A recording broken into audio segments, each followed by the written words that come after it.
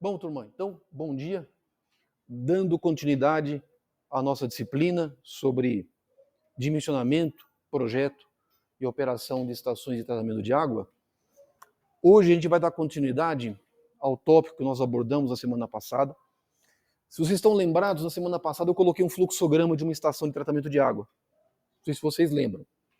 O que eu vou fazer hoje? Eu vou retomar aquele fluxograma de forma simplificada e eu vou tentar mostrar para vocês duas variantes do tratamento convencional. E aí a gente vai discutir um pouco sobre os critérios de qualidade que são adequados ou não para cada tipo de água e mostrar qual vai ser o foco no nosso curso. Isso existe. Essas concepções dessas etas, elas existem. Mas eu vou mostrar para vocês algumas limitações e falar por que nós não vamos falar delas. E por que de uma certa forma, o uso delas está em desuso no tratamento de águas de abastecimento. Não é que elas não possam ser utilizadas, elas podem, mas em condições muito particulares. Aí eu vou mostrar para vocês por que essas condições particulares acabam, de uma certa forma, inviabilizando. Então, para quem está assistindo o vídeo, né, cada aula nós vamos homenagear uma banda. Normalmente eu venho da aula sempre com uma camiseta branca ou uma camiseta preta. Nessa aula eu estou com uma camiseta de uma grande banda, Motorhead. Então, cada aula eu vou fazer questão de vir e trazer uma camiseta homenageando uma grande banda, de tal forma que as gerações mais novas não esqueçam que o rock and roll não morreu. Então, essa primeira aula nós vamos homenagear o Motorhead. Então, vocês vão estranhar, não é muito comum eu aparecer com camisetas meio assim espalhafatosas, mas eu decidi fazer uma homenagem às grandes bandas do rock and roll. Então, a primeira banda é o Motorhead. Então, a camiseta está aqui, tá bom? Então, se alguém tiver alguma sugestão, inclusive, de banda para homenagear, por gentileza, fique à vontade, depois vocês comentam comigo. Professor, homenageia aquela banda, aquela é legal, aquela é boa. Tá. Aí eu tento arrumar uma camiseta, aí eu trago para a gente poder homenagear as grandes bandas. Então, Leme não morreu, seguimos a nossa aula. O que nós mostramos na semana passada? O fluxograma de uma ETA. Eu vou tentar representar aqui de forma simplificada, sem entrar no mérito dos produtos químicos e etc. Apenas para a gente poder elucidar os diferentes tipos de tratamento. A gente mostrou que uma ETA convencional, nós temos um manancial, ela é aduzida até a estação de tratamento de água. A primeira operação unitária é o processo de coagulação. E aí nós vamos discutir hoje, com bastante cuidado, a teoria do processo de coagulação e nós vamos justificar por que eu preciso do processo de coagulação. Aí nós vamos trabalhar as partículas, nós vamos tentar alterar, modificar algumas de suas características fundamentais que nós vamos discutir aqui. Nós agregamos essas partículas no processo de floculação.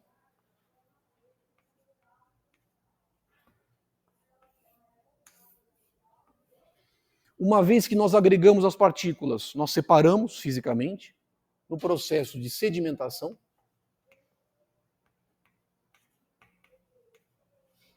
E aí nós mostramos que os decantadores não são unidades 100% eficientes.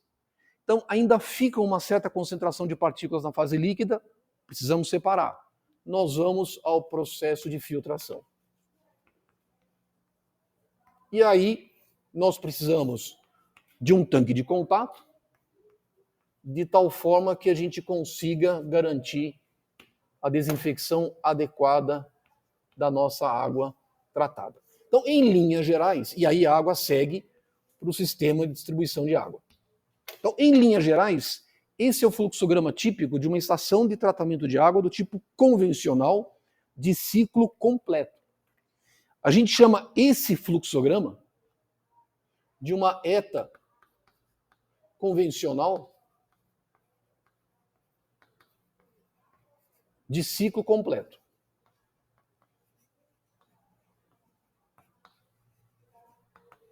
E, na verdade, 98% das ETAs no mundo são ETAs do tipo convencionais de ciclo completo. Aonde que está, em tese, a vantagem? Ou melhor, como é que eu consigo em cima desse fluxograma de uma ETA convencional, trabalhar com variantes dela. Qual que é a primeira variante que eu posso fazer? Eu posso fazer isso aqui. Vamos usar amarelo. Qual que é a finalidade de todas essas etapas essencialmente? Clarificação e desinfecção. Lembra que a finalidade principal de uma ETA é produzir uma água esteticamente agradável, microbiologicamente segura. Mas para certas águas, vamos admitir que a concentração de partículas na água bruta, que a concentração de partículas coloidais seja pequena. Bem pequena. Significa uma água, do ponto de vista de qualidade, uma água com baixa concentração de partículas coloidais. Qual que é a grande vantagem de você tratar esse tipo de água? Eu posso eliminar o decantador. Eu elimino o decantador. Então o que eu faço? Eu coagulo, eu floculo e eu filtro. Então este tipo de ETA, nós chamamos de ETA filtração direta. ETAs do tipo filtração direta. Filtração direta. O que é uma ETA filtração direta? Ela essencialmente é uma ETA convencional menos o decantador.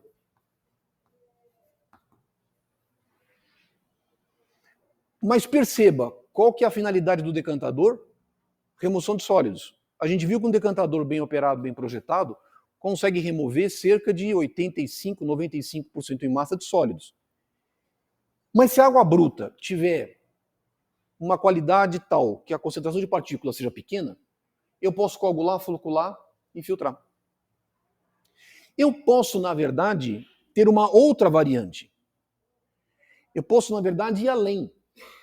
Eu posso, em alguns tipos de ETAs, e naturalmente são adequadas para certos tipos de água bruta, eu posso tirar o floculador. Ou seja, eu coagulo e eu filtro. Esse tipo de ETA a gente chama de ETA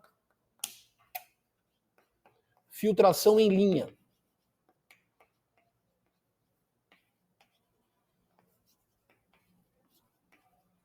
O que é a ETA filtração em linha? É a ETA convencional, menos o floculador e menos o decantador. Isso é o que a gente chama de filtração em linha. Mas observa o seguinte, para que eu possa também fazer isso, é lógico que a concentração de partículas tem que ser muito pequena. Significa, tem que ser uma água de muito boa qualidade, de tal modo que eu consiga coagular e filtrar. Qual que é a vantagem dessas ETAs filtração direta, filtração em linha?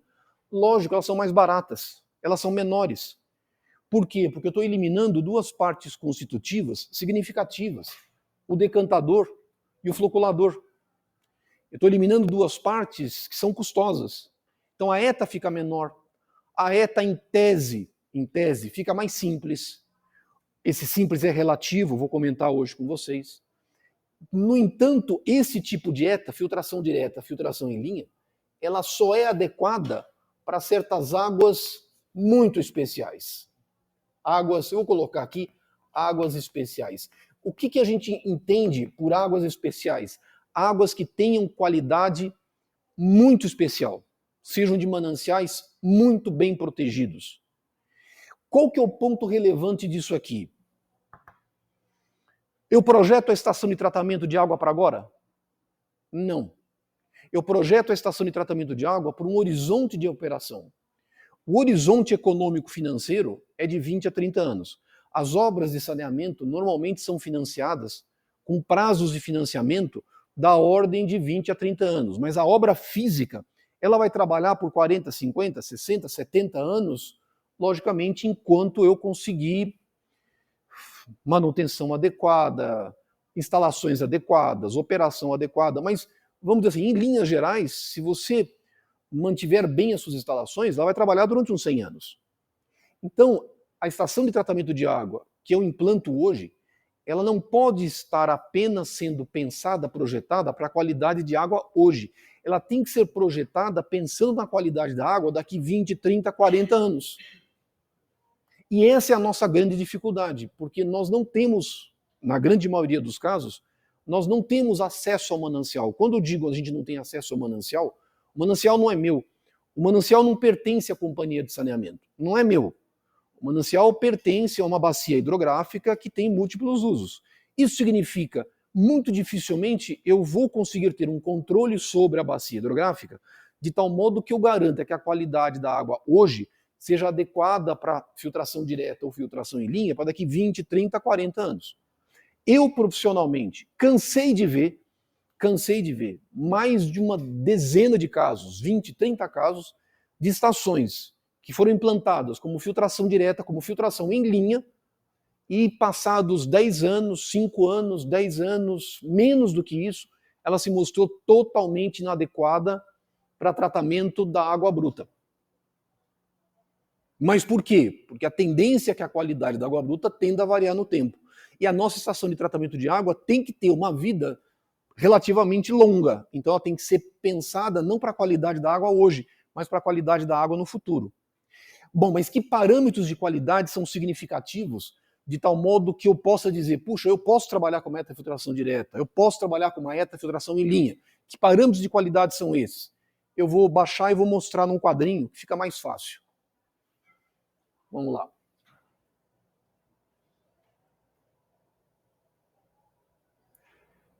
Esse é um ponto importante, porque muitas vezes a gente negligencia isso ao longo do tempo. Existe uma tendência nossa de negligenciar. E por que existe essa tendência? Eu vou apagar todas as luzes, porque ficou melhor. Eu fui ver o vídeo gravado na semana passada, ficou uma luz no fundo e ela refletiu. Então eu vou apagar todas as luzes, vou mostrar aqui a nossa figurinha.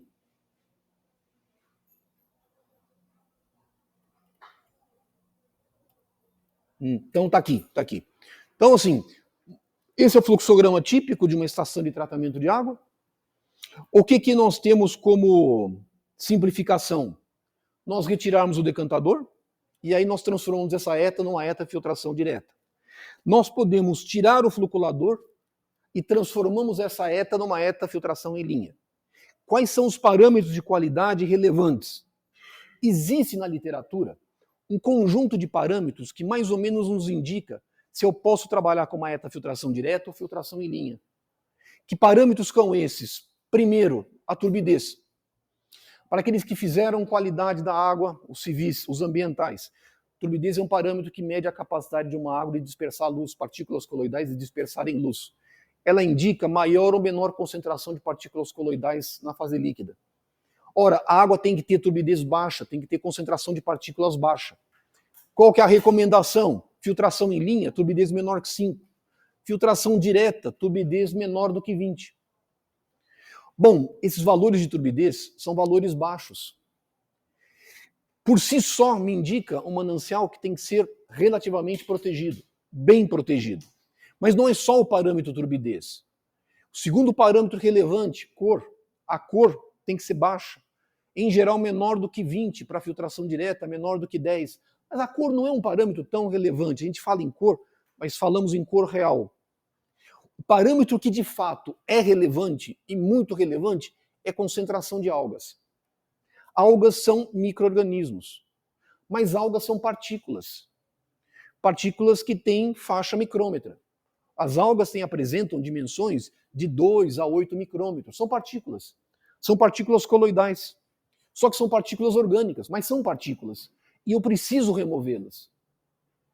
E essas algas, normalmente, a gente, em estações de tratamento de água, mananciais empregados para abastecimento público, é recomendável que nós sempre façamos avaliações hidrobiológicas, de tal forma que a gente consiga conhecer, quantificar certas concentrações de algas presentes na fase líquida. Algas nós temos diferentes tipos de gênero, mas normalmente nós fazemos uma contagem, e essa contagem diz, olha, eu tenho 5.000 células por ml, 2.000 células por ml, 1.000 células por ml, 100.000 células por ml, são partículas. O parâmetro mais relevante para nós decidirmos se a gente pode trabalhar com uma ETA filtração direta ou filtração em linha, opa, não é aqui, eu estou confundindo. É aqui. Ver se está tudo em ordem. O parâmetro mais adequado é densidade algal, concentração de algas. No passado, se exprimia como unidade padrão diária por ml. Hoje são células por ml. Podemos manter o mesmo número. Filtração em linha, 500 células por ml. Filtração direta, 1000 células por ml. É o nosso limite. Mas 1000 células por ml é uma concentração extremamente baixa.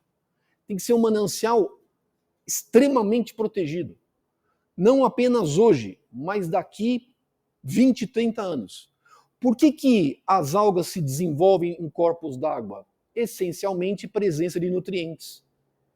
Quais são esses nutrientes? Nitrogênio e fósforo.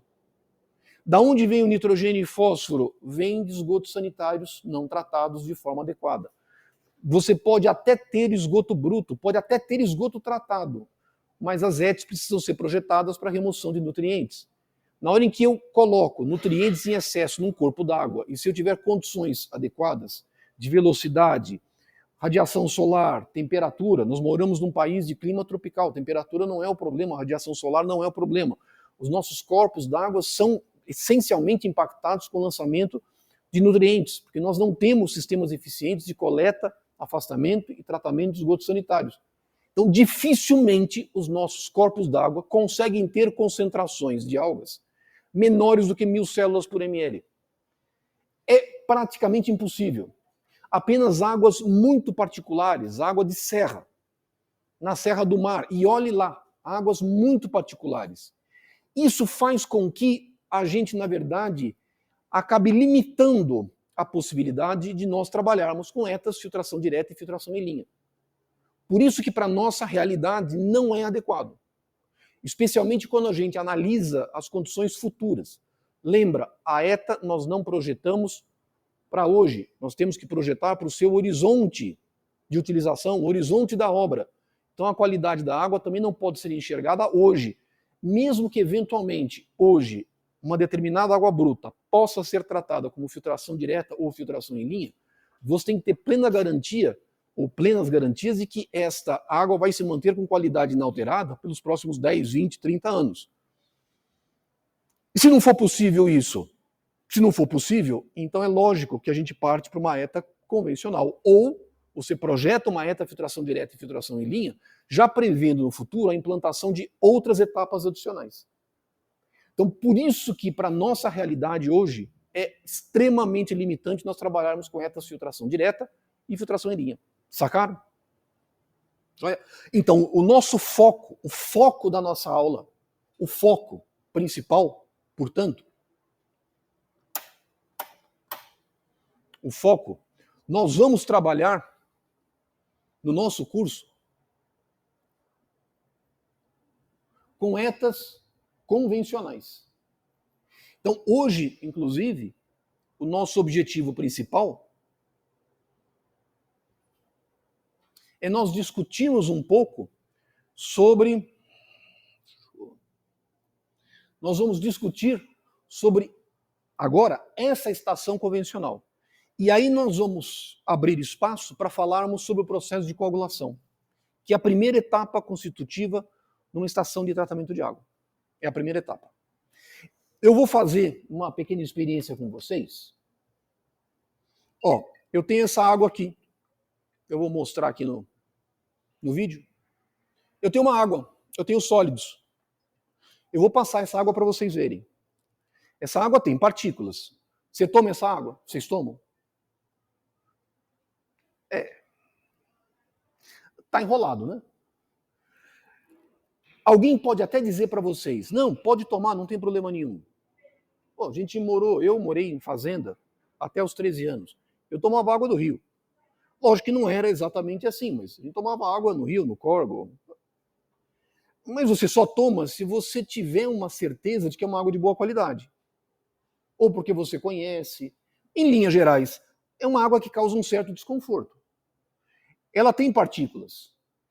A ideia nossa, na aula de hoje, é a gente mostrar como é que eu trabalho essas partículas. Lembra na aula na semana passada, quando eu falei para vocês que os antigos egípcios deixavam essa água em repouso? Deixa eu tentar mudar para cá. Ver se eu consigo. É isso. Eles deixavam essa água em repouso e aí ficava em repouso durante um tempo suficientemente longo e aí os sólidos sedimentavam e eles tiravam a água clarificada por sifonamento.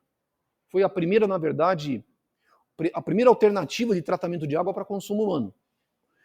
Na verdade, a gente não consegue fazer isso hoje. Antigamente talvez fosse possível, porque eles utilizavam a água somente para consumo humano, era um volume pequeno, e eles podiam deixar essa água em repouso durante um tempo muito longo. Nós não temos condições de fazer isso, não tem sentido. Então nós vamos ter que, de alguma forma, a gente vai ter que acelerar isso aqui. E é por isso que se justifica o processo de coagulação, que a gente vai ver daqui a pouquinho, tá bom? Tudo bem? Eu vou passar a água para vocês darem uma olhada. E aí depois nós vamos tentar fazer uma pequena simulação do tratamento de água aqui, à frente. Simplesinho, bem simples. De tal forma que vocês possam entender como é que a gente vai trabalhar essas partículas, porque para a gente poder entender o processo de coagulação, tem que mostrar pelo menos minimamente aqui, tá bom?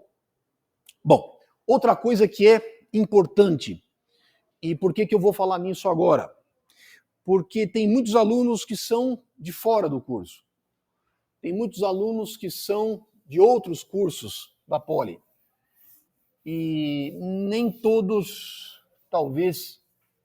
É importante deixar essa questão bem clara, porque talvez abram o interesse maior pela área de infraestrutura. A gente, na verdade, só acaba percebendo isso quando a gente vai trabalhar profissionalmente. Mas a questão é a seguinte: eu construo uma estação de tratamento de água do tipo convencional.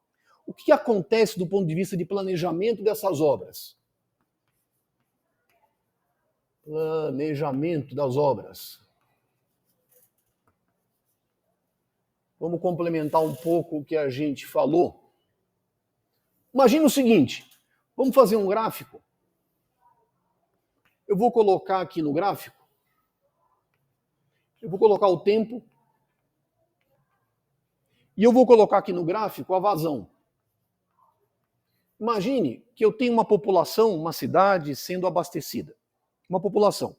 Pega uma cidade, por exemplo, qualquer, Catanduva, São José do Rio Preto, São José dos Campos, Catiguá, pequenininho.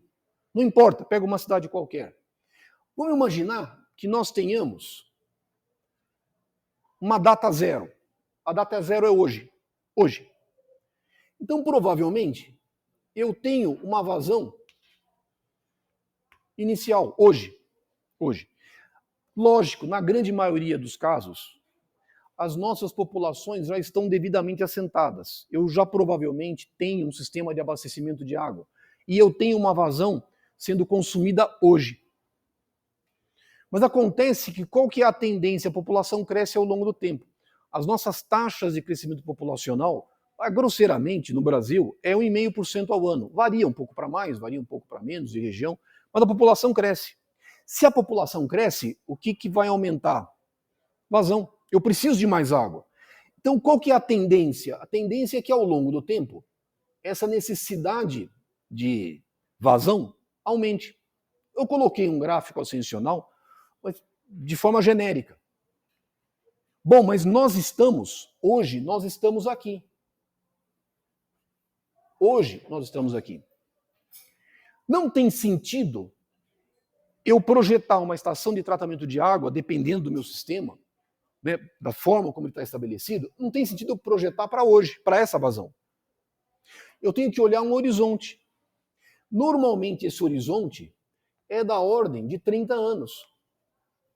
Quando eu digo 30 anos, porque as obras de saneamento normalmente são financiadas com tempos de pagamento em torno de 30 anos. É como uma casa, né? Quando você compra uma casa, normalmente o financiamento é de 30 anos, porque talvez seja o maior bem físico, né, que uma família possa ter, é uma casa.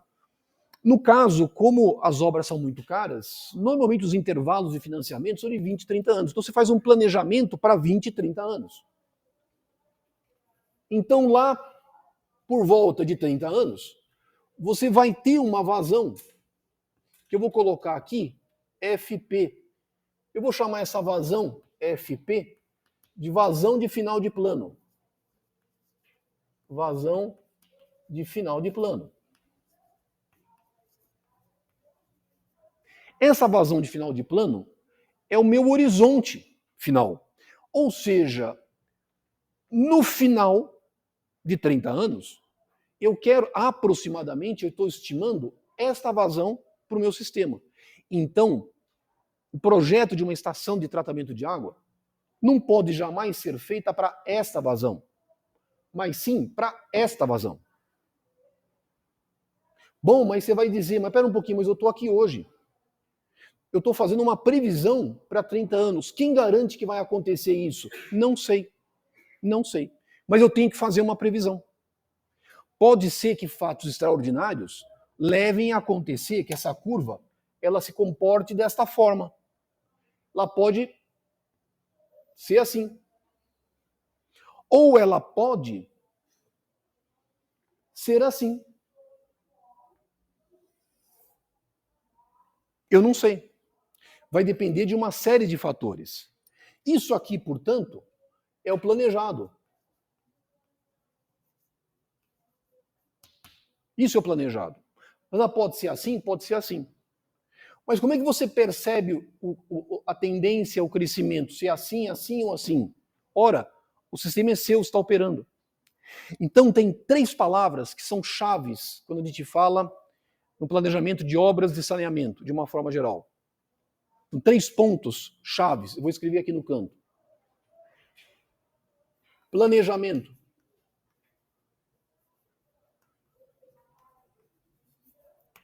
Estudos.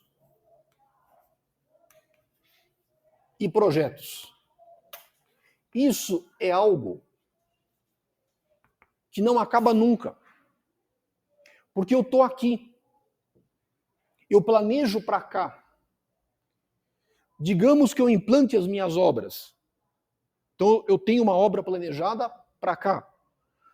Mas acontece que se eu estou planejando, se eu estou estudando e eu estou operando, eu acompanho esse crescimento de vazão. Eu sei ao longo do tempo se ele vai ser para cá, se ele vai ser para cá, se ele vai ser para cá. E aí esse planejamento, estudos e projetos, eu vou refazendo sempre. De tal forma que eu consiga atender a uma demanda de crescimento. Planejamento, estudos e projetos é essencialmente vital na área de infraestrutura.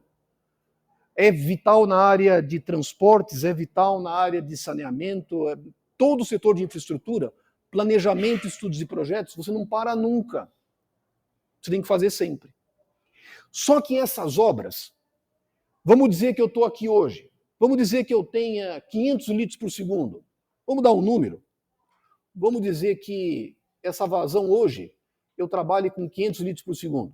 Vamos dizer que eu tenho o meu sistema seja antigo, eu quero construir uma nova estação de tratamento de água para dar segurança e folga na implantação, na ampliação do meu sistema de abastecimento. Vamos dizer que essa vazão eu preciso daqui 30 anos, eu preciso de 1.000 litros por segundo. Vamos admitir. Bom, então, hoje eu preciso de 500. Então, eu não posso construir uma ETA de 500. Se eu construir uma nova ETA de 500, rapidamente, em alguns anos, ela já não vai mais ter condições de atender. Tudo bem? Aí você vai dizer, então tá bom. Se eu sei que no final de plano eu tenho 1.000, então eu construo uma ETA de 1.000.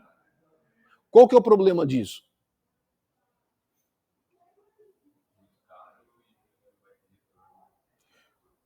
Oi? Desculpa. Seu nome? Rafael, eu vou repetir o que você falou, porque como está gravando, eles não devem estar escutando. O Rafael falou o seguinte, se eu implantar uma ETA de 1.000 aqui, vai ser muito caro.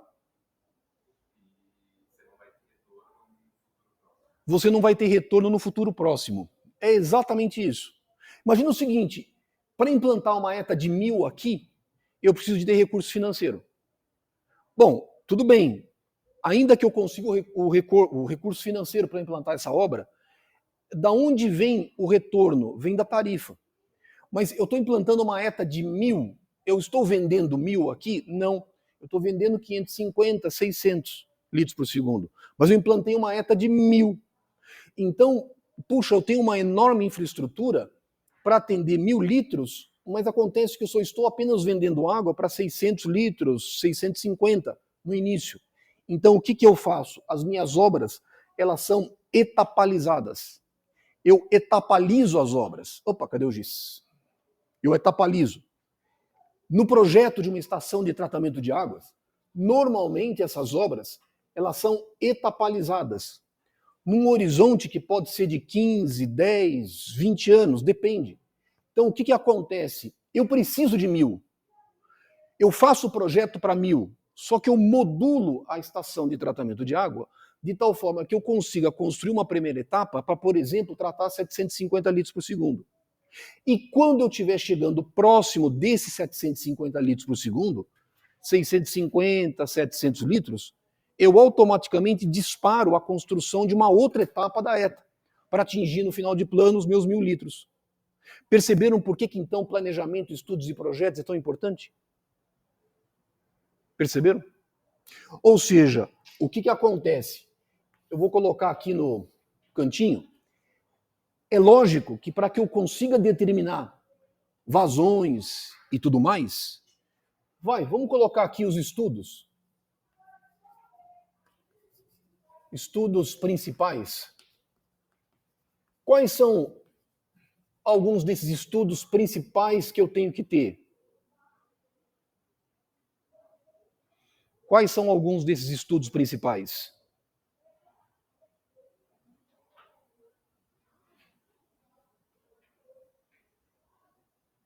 Como é que eu sei isso? Como é que eu sei que a vazão vai ser 1.000? Eu tenho que fazer estudos demográficos. Demografia. Normalmente nos cursos que a gente tem de saneamento, a gente tem uma breve noção de como fazer estimativas de crescimento populacional. A gente usa método aritmético, geométrico, curva logística e assim por diante, tá ligado? E assim por diante. Mas, logicamente, num estudo mais aprimorado, nós precisamos de demógrafos, geógrafos que são especializados nesses estudos. Então, a gente vai fazendo esses estudos ao longo do tempo. Vou contar um caso interessante que aconteceu aqui. A Via Dutra, se não me falha a memória, ela foi implantada em 1954. A Via Dutra foi um item importante que permitiu a ligação de São Paulo com o Rio de Janeiro, a ampliação da Dutra. O que aconteceu quando você implantou a Dutra? Ora, você criou uma facilidade, infraestrutura de transporte. O que aconteceu com o Vale do Paraíba? Ele cresceu de forma assustadora. Muitas pessoas, indústrias, foram para o Vale do Paraíba porque estava localizado entre Rio e São Paulo. As cidades localizadas ao longo da Dutra, elas explodiram em termos de crescimento populacional. E automaticamente, ao explodir com o crescimento populacional, o que aconteceu com a vazão? Ela aumentou. Ou seja, mesmo que eu tivesse tido esse tipo de projeção em 1940, em 1950, 54, com a construção da Dutra, ela explodiu. Então, observe que muitas vezes efeitos externos fazem com que as minhas curvas de crescimento populacional ou vazão, elas possam aumentar de forma significativa ou diminuir. Algum evento pode causar um crescimento menor, mas para isso eu preciso de estudos demográficos. Eu preciso fazer estudos de demanda. Ou seja, como é que eu sei que essa população vai consumir um certo volume de água? Eu preciso conhecer o meu sistema, fazer estudos de demanda, determinar os meus coeficientes per capita. Normalmente essas vazões são determinadas, vou escrever aqui do cantinho para quem não é civil e não é ambiental, normalmente ela é calculada como sendo uma população abastecida, um coeficiente de vazão máxima diária, dividido por 86.400, vezes um coeficiente per capita de água. Esse coeficiente per capita, quem tem os dados é a companhia de saneamento. Normalmente, esses valores de coeficiente per capita, isso aqui para projetos da vazão da ETA, normalmente esse coeficiente per capita adota um valor típico, 200 litros por habitante por dia, mas ele pode ser um pouco maior ou menor. São Paulo é da ordem de 250, 280 litros por habitante por dia. Cidades de menor porte, pequenas, cuja dinâmica da cidade seja relativamente mais simples, normalmente são valores que podem beirar 150 litros por habitante por dia. Mas eu preciso conhecer esse valor, eu preciso conhecer o meu sistema, eu preciso determinar perdas. Dentro desse valor está inserido as perdas do meu sistema, que no Brasil hoje a média é 50%. E alguns valores são menos, chegam 30% é um bom valor. Mas a grande maioria das cidades brasileiras, as perdas no sistema de abastecimento de água chegam a 50%, se não até mais. Então, muitas vezes, ao reduzir perdas, eu consigo aumentar a disponibilidade hídrica. Eu preciso de estudos de demanda. E aí, na hora que eu vou implantar uma estação de tratamento de água, eu preciso selecionar uma área, fazer a seleção de uma área.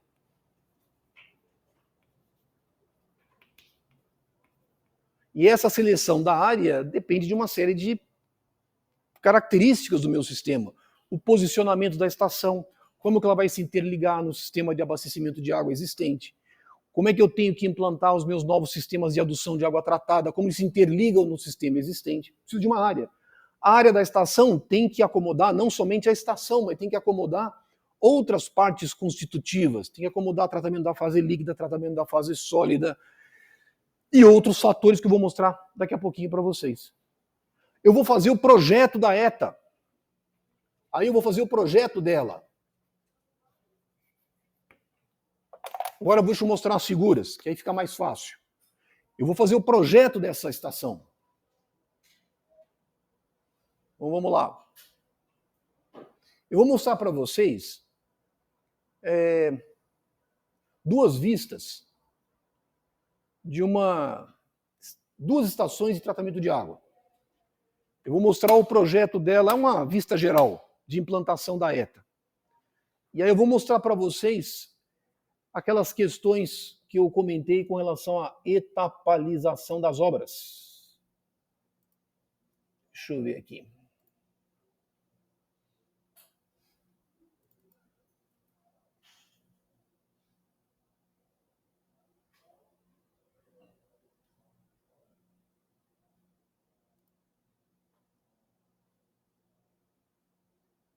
Tá.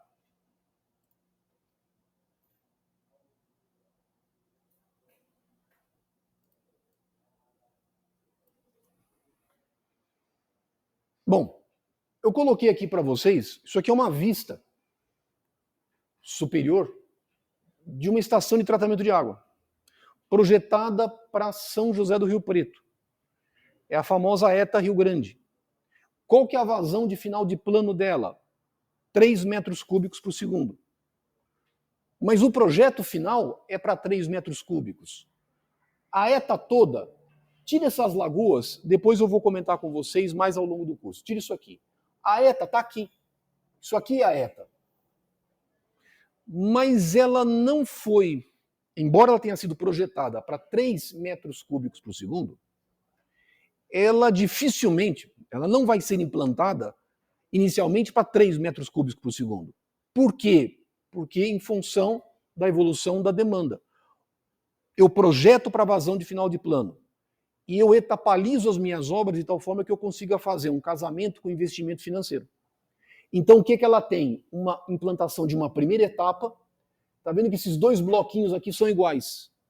Isso aqui é a primeira etapa e esta aqui é a segunda etapa. Então, eu tenho uma primeira etapa de obras e uma segunda etapa de obras. Só que na hora em que eu projeto esta ETA, o que nós vamos estudar no curso são processos unitários. É o que a gente chama do projeto hidromecânico. Mas tem só o projeto hidromecânico disso? Não. Olha essa área. Eu tenho que definir a área da minha ETA. Ó, tá aqui. Mas eu tenho que fazer topografia. Eu tenho que fazer sondagem. Essas obras precisam ser implantadas no terreno. Eu tenho que conhecer o terreno. Como é que é o meu terreno? Ele é um terreno de boa qualidade? Consigo fazer filtração direta? Tenho que fazer estaca? Fundação direta? Olha, filtração direta. Posso fazer fundação direta? Posso fazer fundação profunda? Bom, eu tenho que conhecer o solo. Então eu tenho que fazer sondagens. Eu tenho que ter um parecer geotécnico. Eu vou fazer o projeto da ETA. Eu faço o projeto hidromecânico. É o nosso objetivo. que a gente vai ver no curso. A gente vai fazer o projeto hidromecânico, definir tamanhos de unidades, mas basta isso, termina aqui? Não. Eu preciso materializar isso em estrutura. Então eu tenho que ter um projeto geotécnico, projeto hidromecânico, projeto de estruturas. Eu tenho que ter um projeto elétrico, porque essa estação de tratamento de água, como toda obra, tem que ter energia. Então eu tenho que ter um projeto elétrico. Eu tenho que ter um projeto de automação. Eu tenho que ter um projeto viário. Eu tenho que andar aqui dentro. Eu tenho que entregar produtos químicos, descarregar produtos químicos. Eu tenho que ter acesso. Eu tenho que ter um projeto viário aqui dentro. Eu tenho que ter um projeto arquitetônico. Estação de tratamento de água é um lugar bonito, é um lugar visível dentro da cidade. Então eu tenho que ter um projeto arquitetônico. Eu não posso construir de qualquer jeito. Então, na verdade, eu tenho inúmeras atividades que eu desenvolvo. Então isso mostra para a gente todas as interfaces que nós temos quando a gente faz o projeto de uma estação de tratamento de água. Qual que é o primeiro ponto? O primeiro ponto é a etapalização das obras. Esse é um ponto muito relevante, porque muitas vezes a estação eu projeto com 6 decantadores, por exemplo, mas eu posso implantar numa primeira etapa 4 e numa etapa futura mais 2. Eu posso projetar minha ETRA com 10 filtros no final de plano. Eu implanto 5 e depois mais 5. Então, como é que a gente faz isso? Como é que a gente determina isso? Isso é o projeto da ETA para a sua condição de final de plano, mas pensando na sua etapalização. Ou seja, isso a gente chama de modulação das obras. Como é que eu modulo a minha estação? É lógico que a gente não vamos conseguir entrar em detalhes específicos de como que a gente faz essa modulação. Nós vamos pensar em alguns exemplos, quando a gente for falar sobre floculador, decantador, filtros e assim por diante. Então, esse é um primeiro desenho. Isso aqui é um arranjo de uma ETA. Aqui nós temos mistura rápida, coagulação, floculador, filtros e decantadores estão aqui. Eu tenho que ter tratamento da fase sólida. Essa ETA gera resíduos, eles estão localizados aqui. Eu tenho um tanque de contato, está aqui. Eu tenho uma elevatória de água tratada, uma reservatória, eu tenho uma reservação na ETA e elevatória de água tratada, está aqui. Eu tenho que receber produtos químicos, manusear produtos químicos. Lembra que a gente viu que a ETA é essencialmente um processo físico-químico. Eu tenho que receber produtos químicos, eu tenho uma área destinada a recebimento de produtos químicos, armazenamento, dosagem de produtos químicos. Então, olha o número de interfaces que nós temos. Por isso que mexer com saneamento, aliás, como toda atividade é muito bonito, porque nós temos inúmeras interfaces. Tá certo? Vou colocar um outro fluxograma. Eu acho que é esse aqui. Deixa eu ver.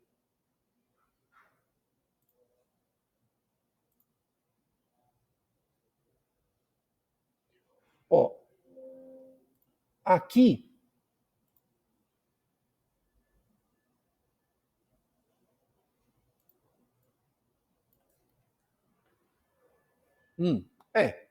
o projetor não está com tanta. É o mesmo desenho, só que agora numa cota mais baixa. O que dá para ver aqui são as tubulações que estão percorrendo toda a área da ETA. Todo o trajeto de tubulações. Perceberam por que hidráulica é importante? A água tem que andar por esses pedaços todos.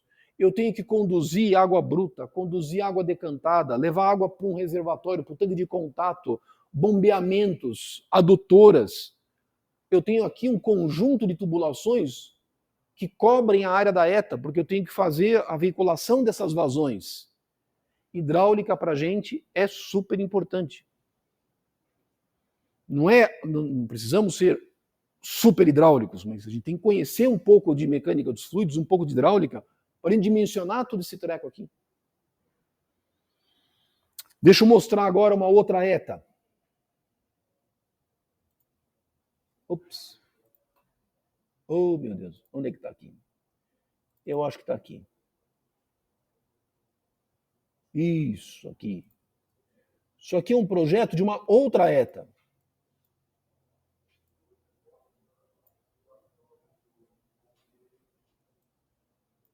Essa aqui é a ETA Caçapava, concebida para aumentar o abastecimento de água no Vale do Paraíba, para abastecer, aumentar a capacidade em Caçapava, São José dos Campos, Taubaté não atinge. A ETA está aqui. Ela foi projetada com 4 decantadores, mas a primeira etapa são 3. Eu tenho que etapalizar minhas obras. Reservatório de água tratada, tratamento de resíduos. Veja que o layout dessa ETA é diferente da outra. Por que o layout é diferente? Eu tenho áreas diferentes, então eu tenho que arranjar essas unidades de forma diferentes dentro da área disponível que eu tenho para fazer a ETA. Então as ETAs são diferentes entre si, por quê? Porque eu tenho áreas diferentes, implantações diferentes, a etapalização das obras é diferente. Perceberam? Joia? Tranquilo? Esse é um ponto importante para mostrar para vocês, especialmente para aqueles que não são civis e ambientais. A ideia é mostrar o número de variáveis intervenientes e as interfaces que a gente tem quando a gente projeta uma estação de tratamento de água. Olha que legal. Então nós temos, na verdade, a gente tem... Ups.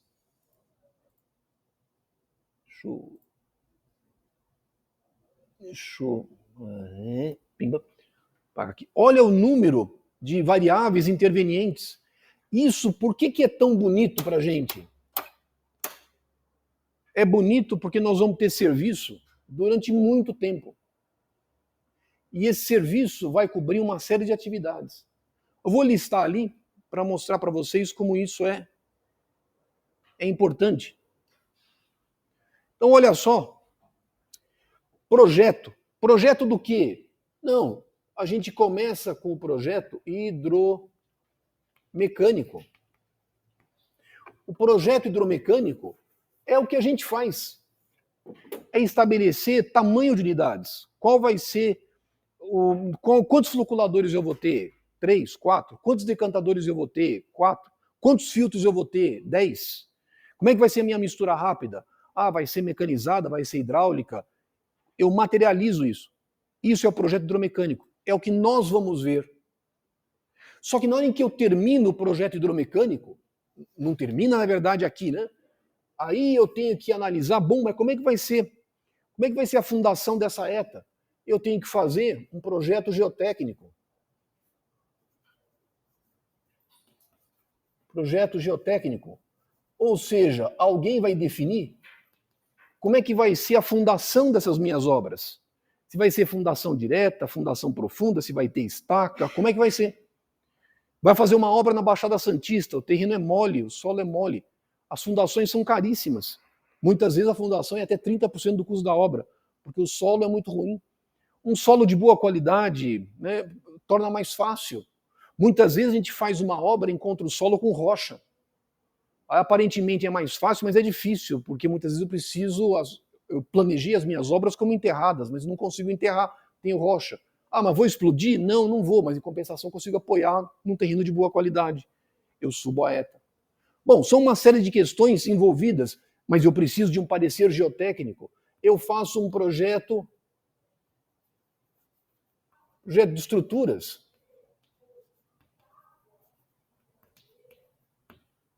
Essas obras precisam ficar de pé. Então eu tenho que fazer um projeto de estruturas. Como é que vai ser? Parede, 30 centímetros. Eu vou comentando ao longo dos nossos exercícios. Normalmente, hoje em dia, a gente adota para começo de conversa sempre paredes de 30 centímetros. Por quê? Porque o estruturista sempre fala para a gente, olha, a gente tem que ter recobrimento nas armaduras, então o mínimo, se você trabalha com alturas de até 6 metros de altura, você pode pensar no mínimo, sempre adota 30 centímetros. Tá bom. Depois a gente reforça, a gente readequa, mas normalmente 30 centímetros. Mas alguém vai fazer o projeto de estruturas já pensando que as nossas espessuras das estruturas de concreto, 30 centímetros. Eu preciso fazer um projeto de estruturas. Eu preciso fazer um projeto elétrico.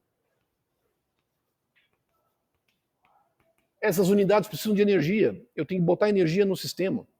Então, muitas vezes, a seleção da área da ETA depende, inclusive, da existência de energia elétrica disponível. Se não tem energia, eu tenho que trazer a energia. Eu já cheguei profissionalmente a trabalhar numa estação de tratamento de água que estava construída. Ela estava pronta. Vazão alta, 2,5 metros cúbicos por segundo. E ela não pôde ser colocada em operação. Durante 6 meses ela ficou parada porque não tinha energia disponível. Existia uma dificuldade de fornecimento de energia. Na verdade, era um problema de 2 empresas, 2 companhias. Energia até tinha, mas eu tinha que trazer uma ligação, tinha alguns problemas. Ou seja, estava tudo pronta e eu tinha problemas no fornecimento de energia. Essas zetas têm que andar, tem elevatória, tem bomba, precisa de energia. Eu preciso fazer um projeto de automação. Hoje em dia as estações são parcialmente automatizadas, precisa de um projeto de automação. Mas mais do que isso, não é só isso não.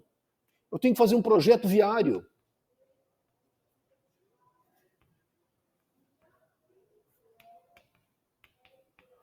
Eu tenho que fazer um projeto arquitetônico. A ETA tem que ser bonita. Os prédios precisam ser bonitos.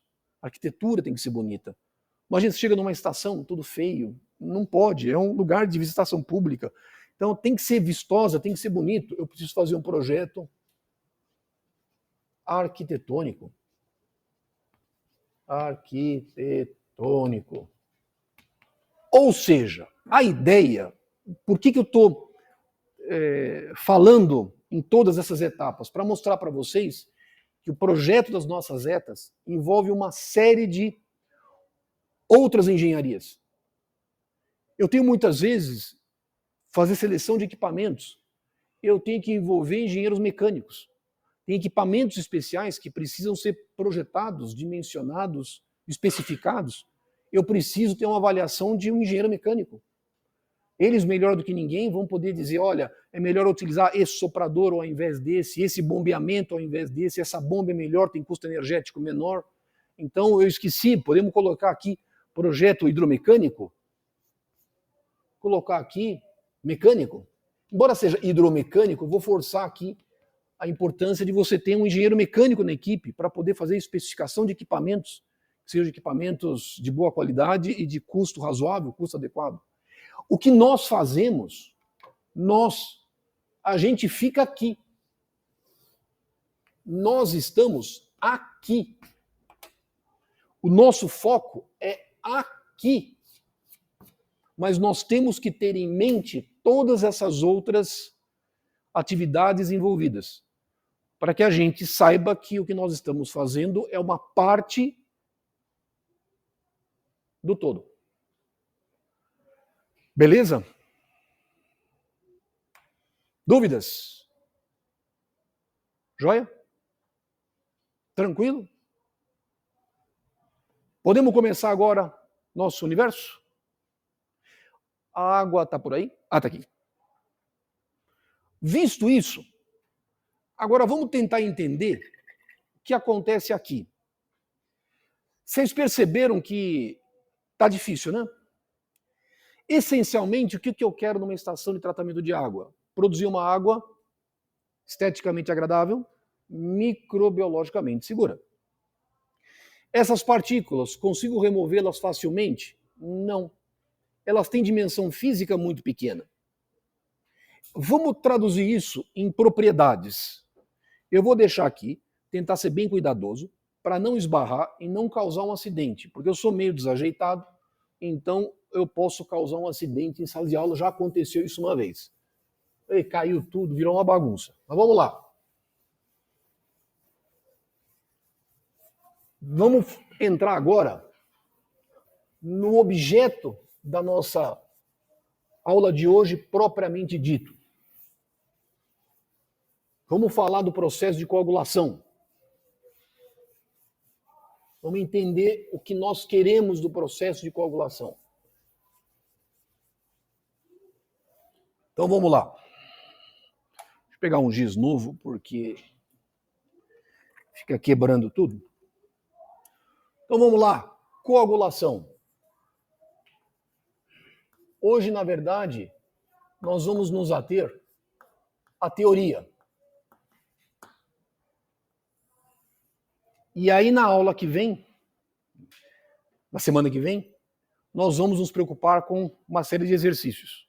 Mas vamos pensar primeiro no aspecto teórico, bonitinho.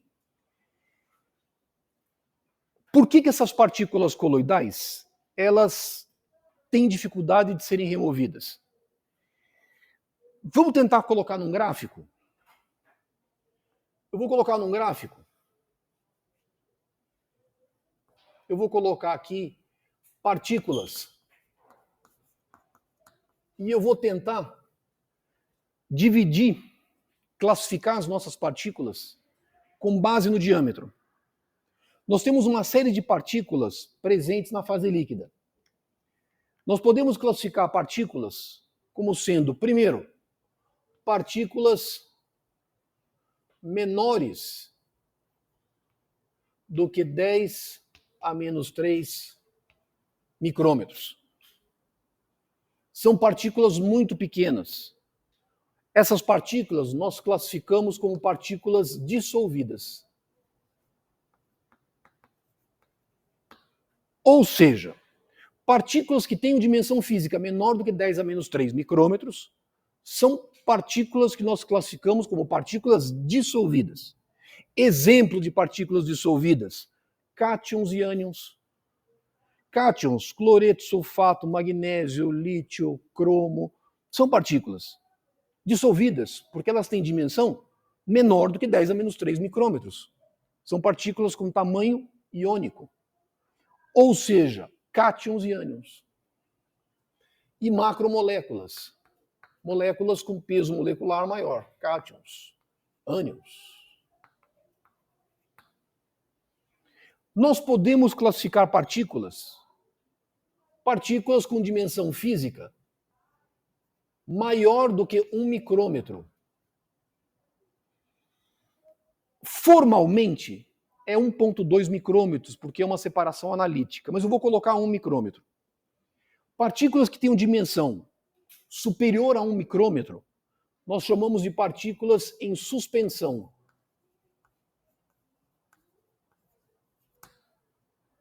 Analiticamente, quando a gente faz uma análise de sólidos em suspensão, a gente filtra num papel de filtro cujo diâmetro médio dos poros é 1,2 micrômetros. É uma membrana que a gente chama de membrana GF/C. Tem dimensão média dos poros de 1,2 micrômetros. E isso define uma análise que nós chamamos de sólidos em suspensão total, SST. Por isso que existe essa classificação em torno de 1 micrômetro. Nós chamamos de partículas em suspensão.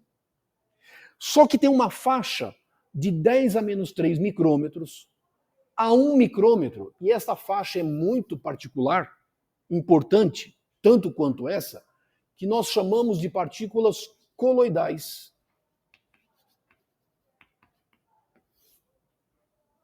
Observa que essas partículas coloidais têm dimensão física muito pequena. Por isso que não adianta eu deixá-las na fase líquida e esperar removê-las por sedimentação gravitacional, porque eu vou ter que esperar muito tempo. Vou ter que esperar 1 mês, 2 meses, 10 anos, porque são partículas que têm dimensão física muito pequena. E a velocidade de sedimentação dessas partículas é função do seu diâmetro, do seu tamanho. Então, essas partículas para a gente, elas apresentam características muito particulares em função de apresentarem tamanho físico de 10 a menos 3 micrômetros a 1 micrômetro. Só que essas partículas, elas têm propriedades.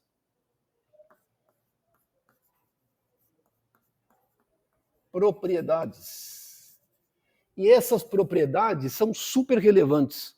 Qual que é a primeira propriedade de um sistema coloidal? Eu acho que todo mundo na Poli deve ter feito uma disciplina de química. Antigamente a gente chamava de química tecnológica geral. Hoje, eu não sei como é que o pessoal denomina. Mas acho que todos os cursos têm uma disciplina, ou têm disciplinas de química. Vocês devem ter visto a estrutura de partículas coloidais. Quais são as propriedades de um sistema coloidal? Dá para retomar isso do ensino médio. Quais são as propriedades? Quem chuta? Oi? Oi? Seu nome? Pedro. Vou repetir. O Pedro falou movimento aleatório. Pedro, mas tem um outro nome, mais bonito. Chama-se movimento browniano. Movimento browniano. Vamos colocar aqui, essa é uma propriedade importante do sistema coloidal. Movimento browniano. O que é o movimento browniano? Todas as moléculas na fase líquida estão em agitação. Concordam? A água essencialmente é formada por moléculas de água. A água está parada? A molécula? Não. A água tem movimentos de translação, de rotação e de vibração. A água vibra. A água é transportada, ela translada. A água rotaciona, as moléculas apresentam movimentos. Elas não estão paradas. Elas só estão paradas em que condição? Qual é a condição de estar todo mundo parado? Ninguém mexe. Todo mundo estático. Quando? Zero absoluto. Mesmo congelado, as moléculas apresentam uma certa movimentação menor. Quando nós temos o zero absoluto, não tem movimentação. Então, esse movimento interno, esse movimento de translação rotacional, vibracional, a energia localizada nas moléculas faz com que elas tenham energia interna. É o conceito de energia interna. Mas elas se movimentam. Então, a água tem um movimento. Se as moléculas da água se chocam com essas partículas que têm dimensão pequena, qual é a característica de partículas coloidais? Dimensão pequena. Quanto menores forem os diâmetros dessas partículas, mais facilmente elas serão bombardeadas pelas moléculas da água. Então essas moléculas vão apresentar um movimento errático, um movimento aleatório, que nós chamamos de movimento browniano, conforme o Pedro falou para a gente. Essa é uma característica do sistema coloidal. O sistema coloidal apresenta movimento browniano. Qual que é a segunda característica de um sistema coloidal? Agora os ambientais precisam falar. Quem é ambiental aí? Agora não aparece ninguém, né? Quem é da ambiental? Qual que é a característica de uma partícula coloidal? Você fez qualidade da água. Qual que é a característica? Você tem que saber. Qual que é? Qual que é?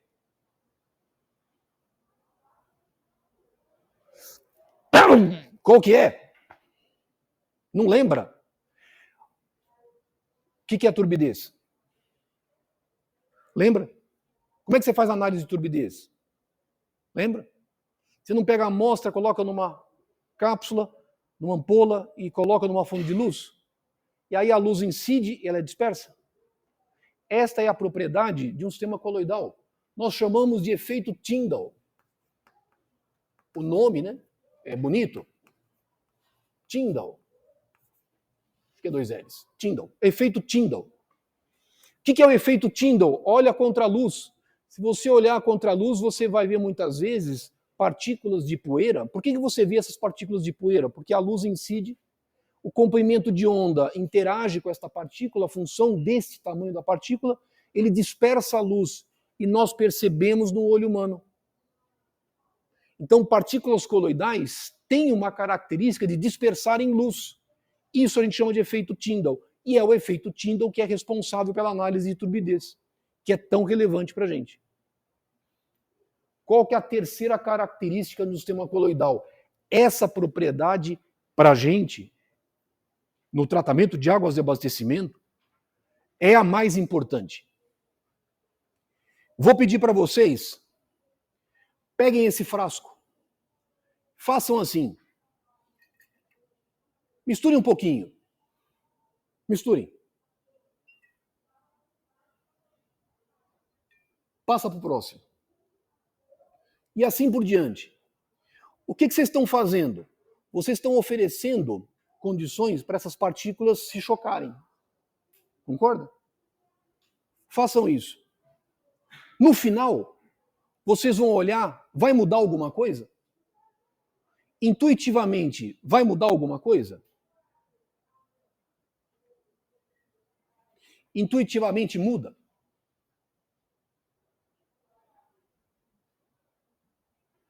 O que vocês acham? Vai mudar? É lógico que as nossas partículas coloidais, presentes na fase líquida, elas não são monodispersas, elas são heterodispersas. Ou seja, se você fizer uma figura, coloca diâmetro no eixo do x e coloca a frequência relativa no eixo dos y. Como uma distribuição, na verdade, uma distribuição granulométrica, só que expressa em termos de porcentagem. É uma distribuição de partículas como porcentagem. Você vai ter alguma coisa assim.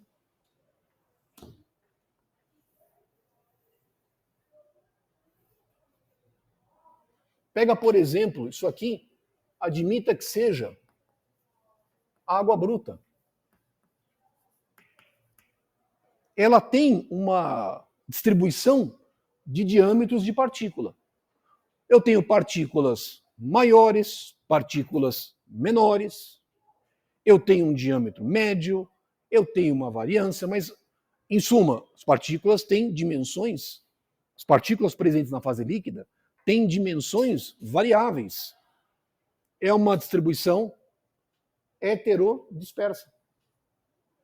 Só que essas partículas têm uma característica. Vocês vão observar que quando essa água circular aí, vocês estão vendo, você pode mexer, fazer o que você quiser, essa distribuição vai permanecer a mesma.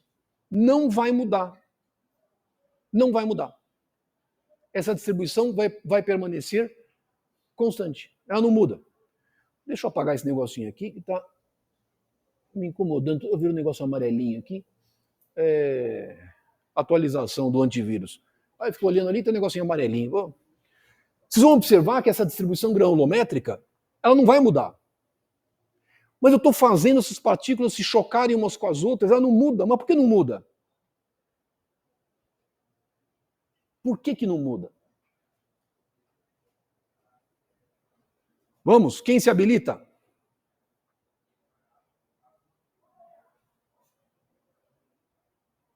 Quem é de materiais? Engraçado, na primeira aula tinha um monte de gente, materiais, hoje todo mundo fingiu de morto. Toda vez que eu faço pergunta, não. Daqui a pouco, tem alguém da Poli aqui? Não tem ninguém da Poli aqui, não. Tem ninguém aqui, não.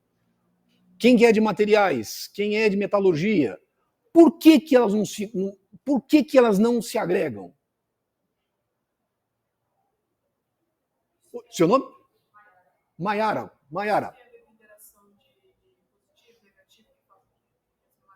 Yes. We are Motorhead. We play rock and roll. Bom, para quem não sabe, cada aula, para quem está chegando atrasado, cada aula nós estamos fazendo uma homenagem a uma banda.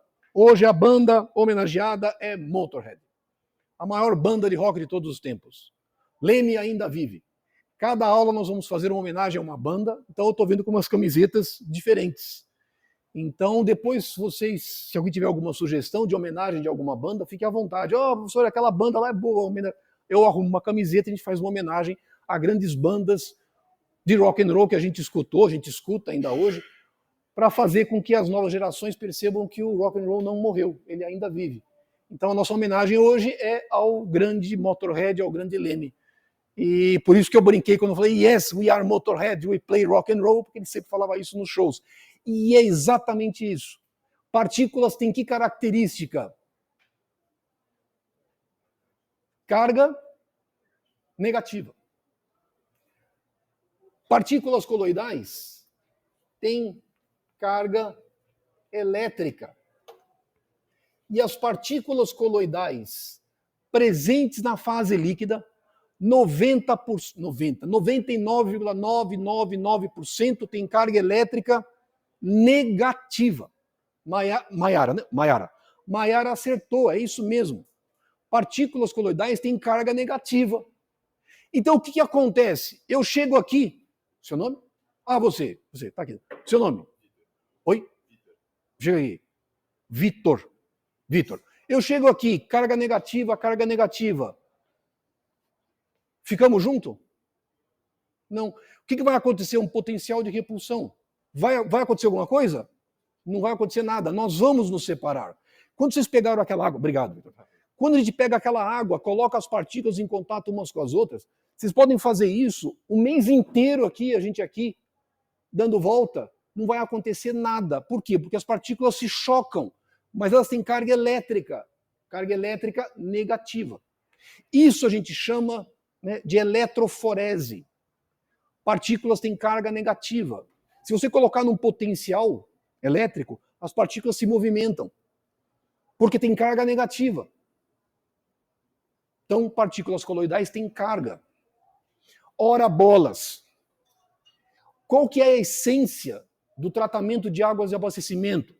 Eu quero separar essas partículas. Eu preciso separá-las. Mas desse jeito não dá. Qual que é a nossa lógica? Nossa lógica.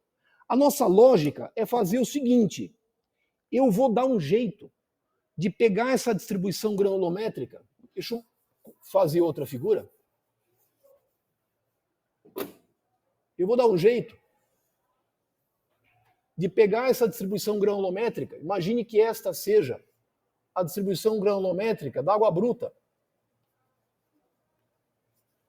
Eu vou dar um jeito de deslocar essa distribuição granulométrica para cá. Vou pegar o giz amarelo que dá para ver bem. Eu quero pegar essa distribuição e eu quero jogar para cá.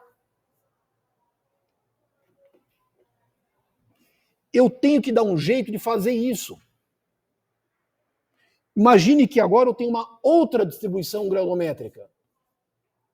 Eu joguei isto aqui para cá. O que eu estou fazendo? Eu estou aumentando o tamanho das partículas. Na hora que eu aumento o tamanho das partículas, qual que é a lógica? Se eu estou aumentando o tamanho das partículas, aí a lógica é que eu vou conseguir separá-las melhor por efeito gravitacional, por ação da gravidade. Então, desse jeito, não dá. Não dá. Desse jeito não dá. Mas desse jeito, eu consigo aumentar o tamanho das partículas, e ao aumentar o tamanho das partículas, eu consigo separá-las por sedimentação gravitacional. Esta é a nossa essência. No fundo, esta é a essência do tratamento de águas de abastecimento. Lembrando que nós temos o objetivo de produzirmos uma água que seja esteticamente agradável. Só que para que eu possa fazer isso, eu tenho que dar um jeito de romper essa barreira. E aí eu vou mostrar para vocês como é que a gente rompe essa barreira. Antes, eu vou fazer uma figurinha para mostrar para vocês o que acontece. Deixa aqui.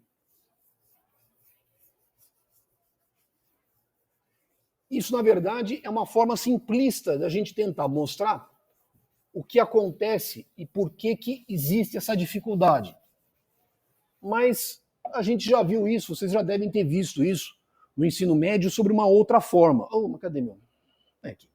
Tentar mostrar aqui. Vou tentar mostrar, fazer este gráfico. Forças.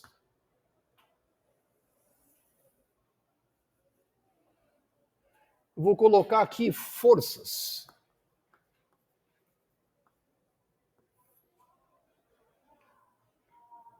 Coloco duas partículas. Uma outra partícula.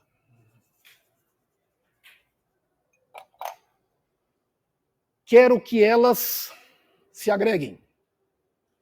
Tenho duas partículas. Que tipo de forças que agem nessas partículas?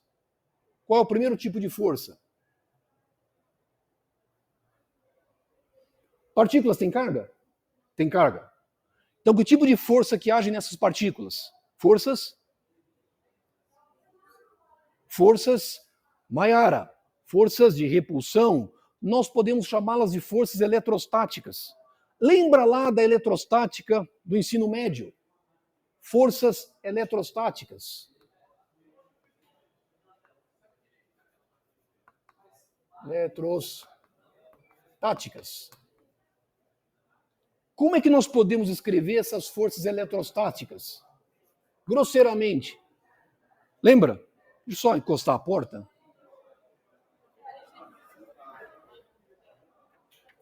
Como é que nós podemos escrever essas forças eletrostáticas? Lembra? Era um K Q1, Q2, distância ao quadrado. Forças eletrostáticas, pela lei de Coulomb, variam inversamente com a distância. Então vamos colocar essas... Nesse caso é uma força negativa, uma força de repulsão. Vamos colocar essas forças eletrostáticas em azul.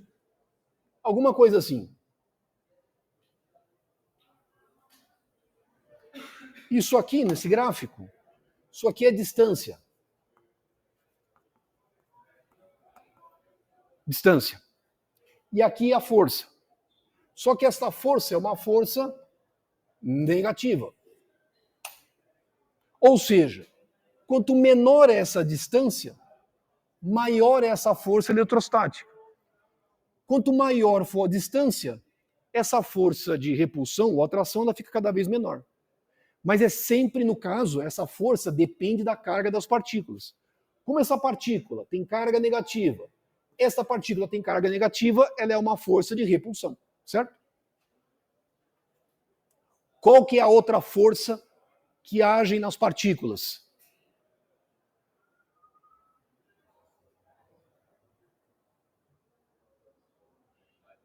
Oi?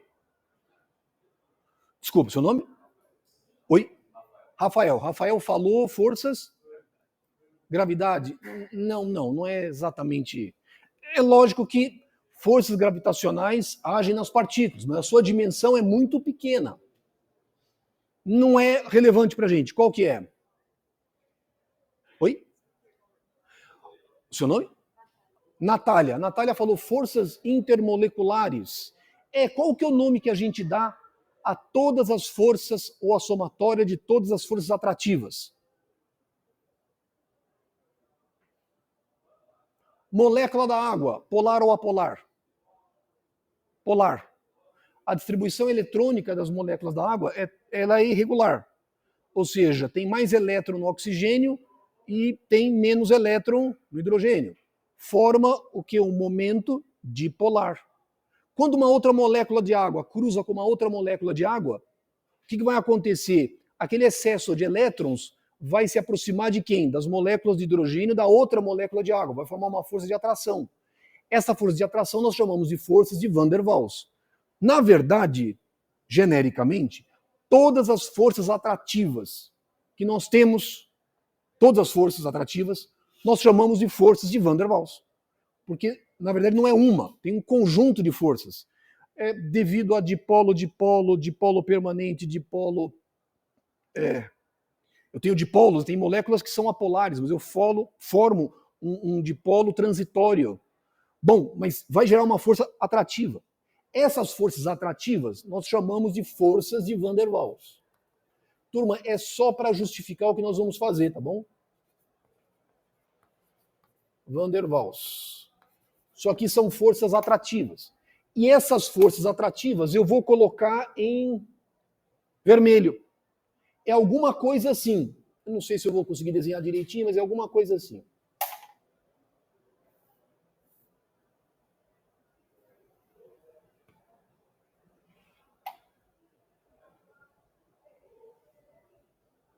Essas forças de Van der Waals têm uma característica.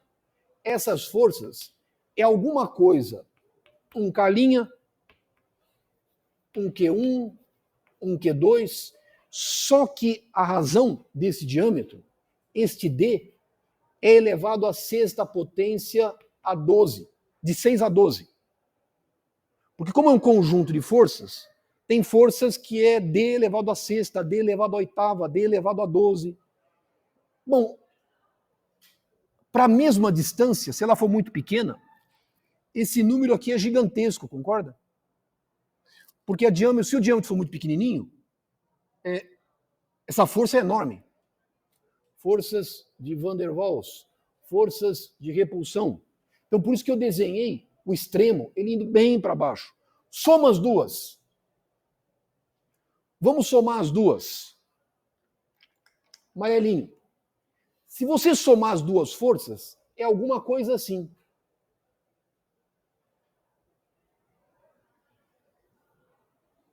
O que vai acontecer?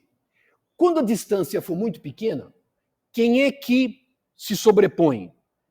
Quem se sobrepõe? As forças, quem é que são relevantes? As forças de Van der Waals. Porque diâmetro pequeno, muito pequeno, essas forças são muito elevadas. Então essas forças atrativas são muito grandes. Quando a distância for muito grande, lógico que essas forças perdem interação entre ambas, são muito reduzidas. No entanto, para distâncias... Lembra que as partículas estão separadas por uma certa distância. Elas estão aqui. Aí, na medida em que eu vou colocando as partículas em contato umas com as outras, o diâmetro diminui, essa força aumenta, no entanto, ela só se torna significativa quando o diâmetro é muito pequeno. Para diâmetros intermediários, essa força repulsiva, ela prepondera. Se você fizer a soma, vai ter um pico aqui. Tem um pico. Uma força de repulsão negativa. A partícula está aqui. Na hora que eu vou diminuindo a distância, ela até pode se chocar. Ela até pode. Só que tem um potencial de repulsão que faz com que essas partículas, elas não adianta, elas não vencem essa barreira, elas não se chocam. Então, qual que é o segredo do processo de coagulação? Eu quero trabalhar isto aqui, eu quero reduzir isto, de tal forma que isso aqui diminua, e aí eu consigo agregar as partículas. Portanto, qual que é a definição do processo de coagulação? Qual que é a definição? A definição do processo de coagulação nada mais é, o que eu quero? Coagulação. Isso aqui é importante para a gente. O que eu quero no processo de coagulação? Trabalhar a carga das partículas coloidais de tal forma que eu consiga agregá-las. Eu quero mexer na carga das partículas coloidais. É uma etapa onde eu vou preparar as partículas de tal forma que eu possa separá-las posteriormente.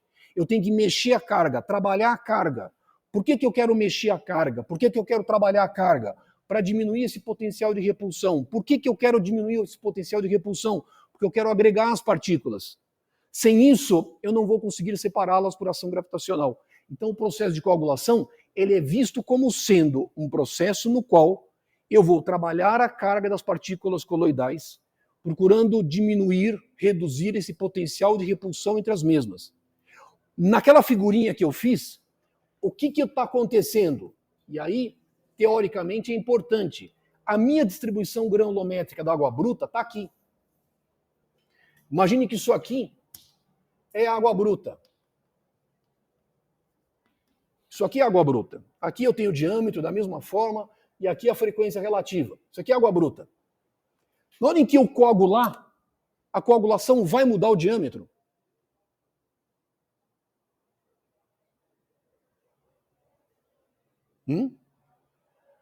Então, na definição conceitual, a coagulação não altera a distribuição granulométrica. Não altera.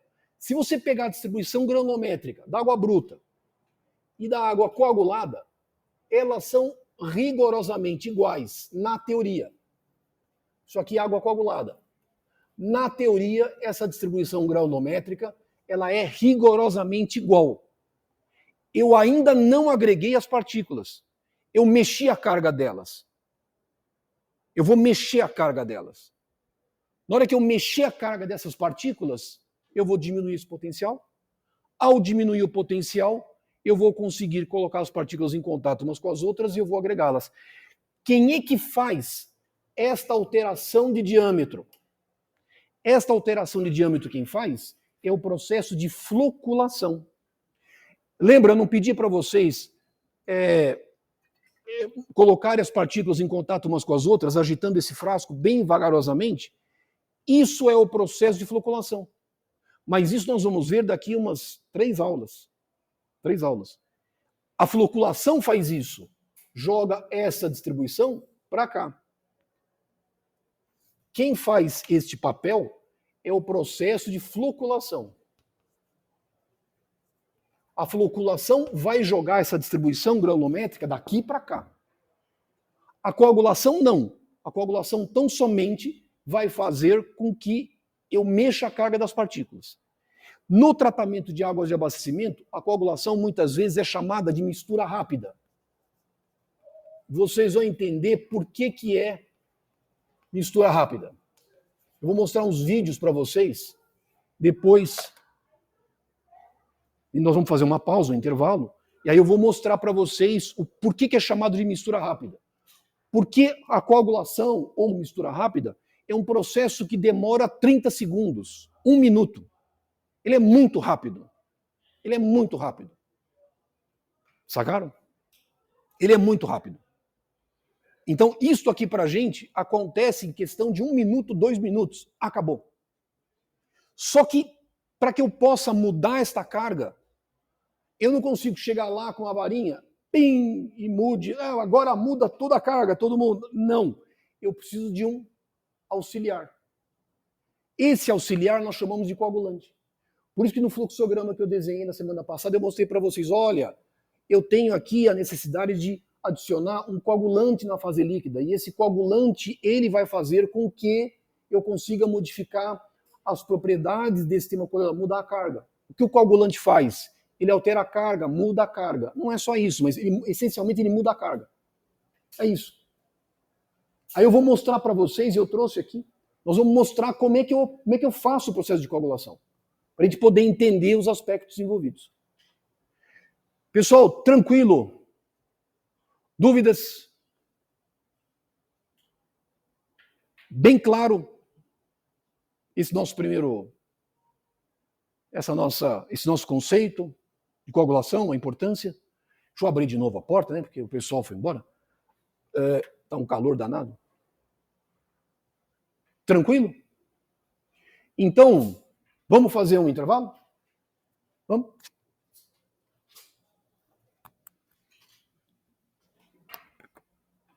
Então, já que nós estamos fazendo um intervalo, vamos fazer uma homenagem ao